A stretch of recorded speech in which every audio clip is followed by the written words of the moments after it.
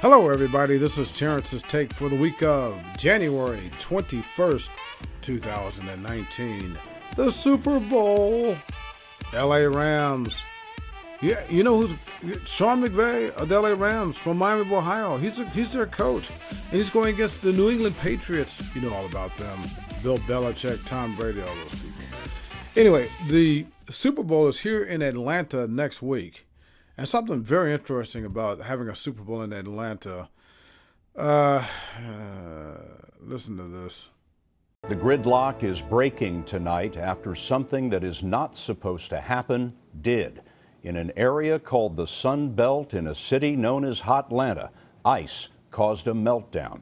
The winter storm that brought snow and ice to the south yesterday stranded thousands, bumper to bumper, hour after hour, on roads so slippery, cars and trucks could not get traction. Some people spent the night in supermarkets, and kids slept overnight on the floors of their schools. More than 1,200 traffic accidents were reported in Georgia alone. Mark Strassman is in Atlanta for us tonight. Mark? Scott, I'm standing along I-285 south of Atlanta. This traffic has just started inching forward, but mostly it has been at a standstill. And remember, some of these drivers are still trying to finish last night's commute. That was 5 years ago, almost to the day. An ice storm. And you know, Atlanta knows about ice storms. Besides that one right there, there was another ice storm that we're going to talk about here in a minute because the Super Bowl is here in Atlanta. And when the Super Bowl is here in Atlanta, you've got to talk about ice storms. And it's not just the Super Bowl, it's Super Week. You have these weeks for the Super Bowl, you know, the entire thing. And the fans just think about the game itself, but there's an entire week, certainly for the media, because, you know, we're here all week just talking to the Super Bowl teams, but also fans come in early for the parties and those type of things. But here's what I want to point out. All right, I've covered 30 Super Bowls. There have only been 52. You know, and this one here on February the 3rd will be Super Bowl 53. Okay? Now, I'm going to tell you something very interesting that not a lot of people can say. Okay, this is the third Super Bowl I will have covered in Atlanta. The other two, you had one in 2000, and the first one here was in 1994. So in addition to that, I was working for the San Francisco Examiner in the early to mid-1980s when the Super Bowl was held in Palo Alto in 1984. That's in Northern California, the Bay Area. So essentially San Francisco, okay? Here's my point. I've lived in 4 cities or areas where there was a Super Bowl. Maybe some people who live in Miami in that area can say that about being in the Super Bowl area. LA, yeah, I don't think, kind of close. Arizona's getting there, but I don't know if very many people can say, certainly reporters, that they've lived in 4 cities where there was a Super Bowl. All right. Now get this. In addition to that, I've covered 4 different Super Bowl teams. Yeah. Okay. 1980, the Oakland Raiders. 1981, the San Francisco 49ers. 1983, the Raiders again.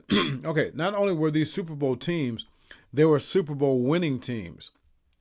1984, the 49ers again. So 4 out of what? Well, let me forget. 4 out of 5 years.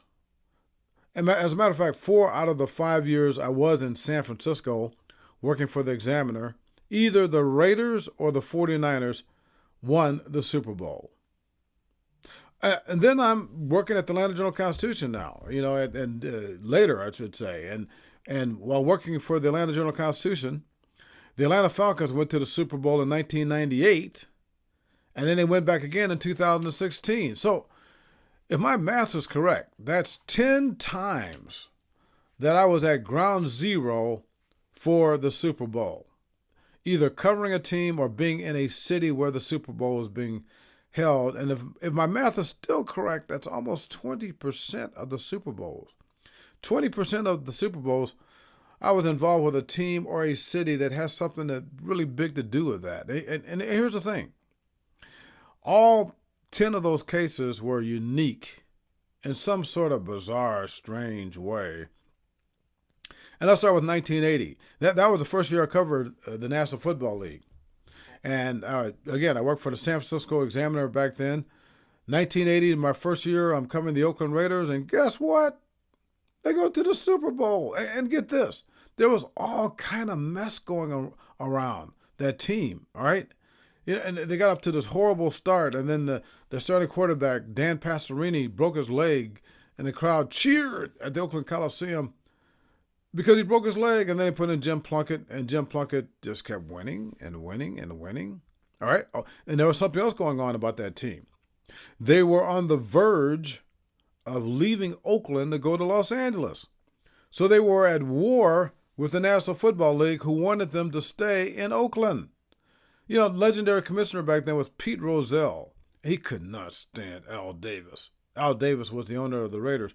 As a matter of fact, before that Super Bowl, at the end of the 1980 season, they played in New Orleans. I was there. That was my first Super Bowl. January 1981, the Oakland Raiders against the Philadelphia Eagles. Before that Super Bowl, Bryant Gumbel, the famous Bryant Gumbel, interviewed the even more famous Pete Rozelle, the greatest commissioner in history of the National Football League, the arch rival, the nemesis of Al Davis. And this is what Pete Rozelle tried to tell Bryant Gumbel back then with a smile before that Super Bowl. Has all the litigation, all that's gone on with Al Davis, has it spoiled what should be the final celebration of the season? It isn't as much fun for me as it usually is at a Super Bowl, where you get up, you really get excited. You see so many people paying attention to this event that you're a part of. All of us in the NFL are. And it isn't as much fun.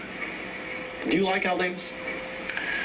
I guess the best way to answer that is that I always considered Al kind of a charming rogue.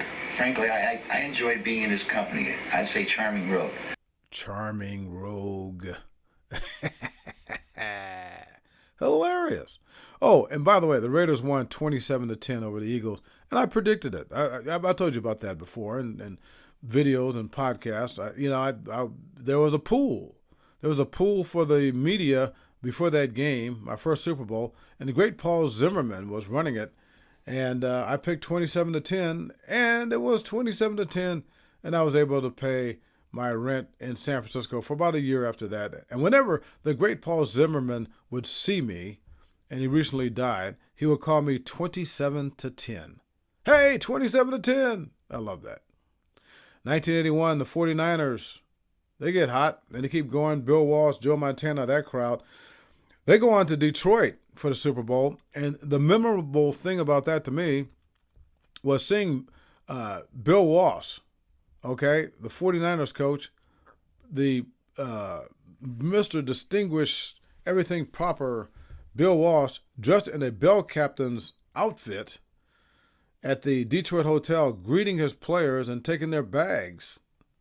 He got them nice and loose, and guess what? They won the game. That was 81. 83, that was a Super Bowl that involved another Bay Area team with an asterisk. The Raiders had moved to L.A. by then, but I was still covering the Oakland Raiders, now the L.A. Raiders. And the most memorable thing about that, besides the fact that my Aunt Laurie went to the game with my two brothers there in Tampa, was the famous run. Remember that one? Marcus Allen, 74 yards when he went left and then went right and just sprinted up toward the goal line, and then you had all those Washington Redskins laying down flat, looking as he just kept running and running and running. That was 84. 83, rather. 84, the Raiders did okay, but the Niners did even better. The Niners were awesome that year, and they went on to play the Super Bowl in Palo Alto. Now, everybody keeps saying that an NFL team hosting a Super Bowl has never won it. I think that needs to be adjusted a little bit, because the Niners were essentially playing a home game in Palo Alto, home of Stanford University, when they just flattened the Miami Dolphins. I was there for that one. So that was 84. That was the other one that was involved. So those were the initial four teams and the site that I covered when it was involved something that I was a team that I was involved in, or a city that I was involved in. Now, let's go to San Francisco, from San Francisco to Atlanta. The Atlanta Falcons, and I want to get to the Atlanta Super Bowl, but I want to start with the Atlanta Falcons. Atlanta Falcons won the Super Bowl twice, and both of them were memorable for brutal reasons. All right, the first one, 1998, the Falcons, the Dirty Birds, right? They go to Miami to play the Denver Broncos in the Super Bowl. And right before that game, the Saturday night before that game, had a guy named Eugene Robinson. Remember Eugene Robinson? He that Saturday afternoon, he received an award from the NFL for being essentially the most moral player in the National Football League.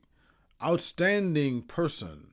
You know, there's a famous picture of him that AP, the Associated Press, shot of him lounging around the pool side at the hotel the Saturday before the Super Bowl, you know, after winning that award. Well, that same Eugene Robinson that night was arrested for soliciting a female cop for sex. Needless to say, it didn't help the Falcons the next day against the Denver Broncos. But anyway, by 2016, Eugene was working for the Carolina Panthers as a radio announcer, and he's been doing that for a long period of time. And guess what? 2016, the Panthers go to the Super Bowl that year in San Francisco to play the Denver Broncos, the same Denver Broncos that Eugene embarrassed himself before that game. And, of course, they didn't win, the Falcons. But anyway, here's Eugene Robinson in San Francisco with his Carolina Panthers, and everybody wants to talk about what his memories were back in 1998. And as a matter of fact, they wanted to talk about something else. Before they got on the plane, the Carolina Panthers, and along with Eugene Robinson, the team radio broadcaster, at least one of them, Eugene gathered the team together and just told them what not to do. Don't be like him. You heard of Be Like Mike back in the old days? Don't be like Eugene. Matter of fact, this is what he had to say about that entire situation that he told the Carolina Panthers. It was just to tell these guys, man, don't mess this up, man. Don't mess this up. And I could be a living example. Don't mess this up. Did you tell him about the day after? Oh yeah. When you're facing your teammates? No, this is what I told him. I said I cried all night. Dude, I cried all night. I've shared my story with different church groups and things of that nature, kind of advancing the gospel. But yeah, it was painful, man. I cried the entire night, that night. You know, and I'm like, how did I get way over here when I was way over here? How did it get so far over there? Well, it's easy to lose your way when you're selfish and when you're thinking about yourself, and that's the only thing that you're thinking about. And that's what I did. You know, and to hear the word solicitation is still painful for me. And I got to call it what it is. I call it what it is. I don't try to sugarcoat it. I don't try to go ahead and say, you know, look, man, this is just me. It is what it is. And that's what it is. It's called solicitation. That's what it was. And so for me, as painful that is and as heartbreaking that it is and all that stuff, I'm like, that's the maturity process. That's the growing process. And I want my guys to know, because I love this team, that, hey, you got a great opportunity. Go ahead and seize the moment. And don't, in this respect. Not a good moment for Eugene Robinson back in 1998, and it ended up contributing to the Falcons' loss back then. But, you know, there was something just as bad, if not worse. Yeah, this was worse for the Falcons. The second time they went to the Super Bowl, after the 2016 season, you know where I'm going, 28-3. They led the New England Patriots 28-3 near the end of the third quarter and didn't win. You remember that? Yep. They lost in overtime. 28-3 lead they had. But here's what I really want to talk about. I want to talk about the last two times the Super Bowls were here in Atlanta. Because, again, next week, Super Bowl week starts on Monday. people are back here in Atlanta, and both of those Atlanta Super Bowls in 1994 and 2000 were memorable for several things, okay? And none of them had to do with anything that happened on the field, although what happened on the field was pretty interesting in both of them. 1994, that's when the Dallas Cowboys played the Buffalo Bills for the second consecutive year, okay? And not only did they play for the second consecutive year for a rematch, an unprecedented rematch of Super Bowl teams back-to-back in the Super Bowl.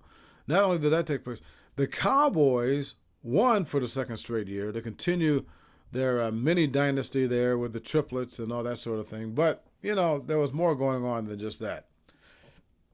Before the game, there were huge protests involving the Confederate flag.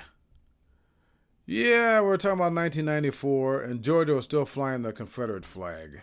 I know. It was a state flag, but it was really the Confederate flag, okay? People protested. They wouldn't stand for it, okay?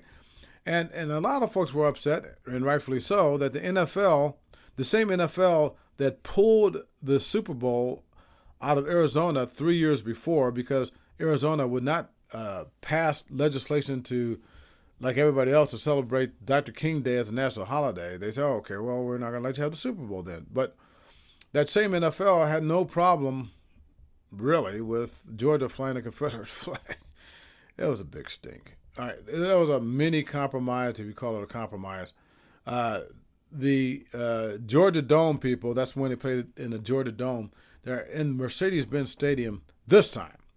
But the agreement was to put the Confederate flag, well, Georgia State, whatever, outside the Georgia Dome and not on the inside. All right. But anyway, all that was pale compared to what happened in 2000. The Super Bowl was back here in Atlanta, 2000. Well, I know what you're saying. Was that a good game? It was a great game. As a matter of fact, listen to this. From the 10, probably the final play of the game in regulation. It is caught by Dyson. Can he get in? No, he cannot. Mike Jones made the tackle.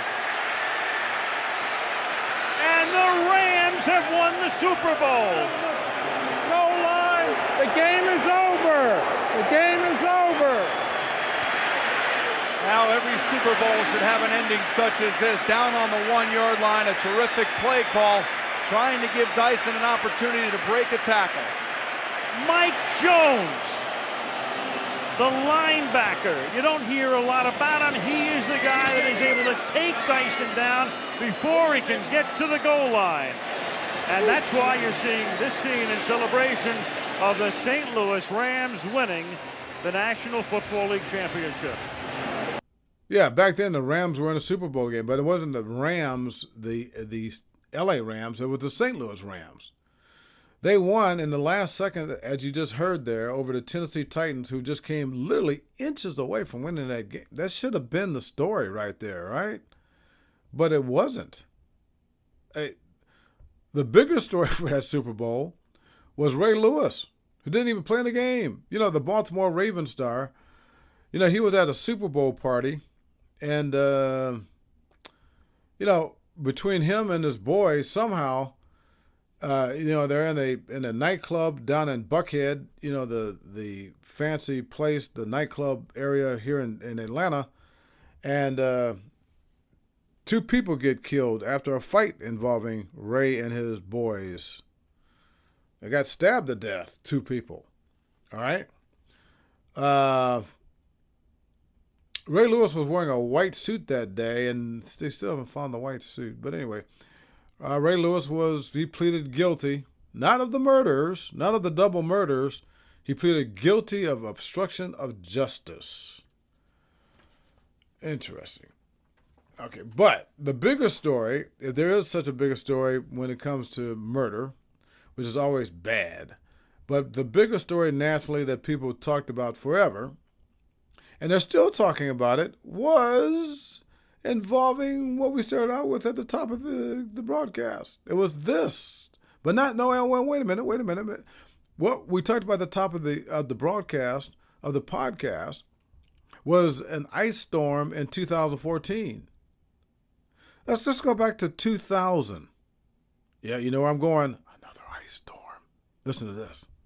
For all the planning they can do about security, weather is a variable they cannot control. We know that from past experience as well. There was an ice storm in 2000 when Atlanta hosted Super Bowl 34, and Jeff, you were covering the game, so it was then St. Louis Rams and the Tennessee Titans inside the Georgia Dome. Outside, ice, virtually shut down the city. And wind was also a big issue that week as well. The Georgia Dome had a tear in the roof.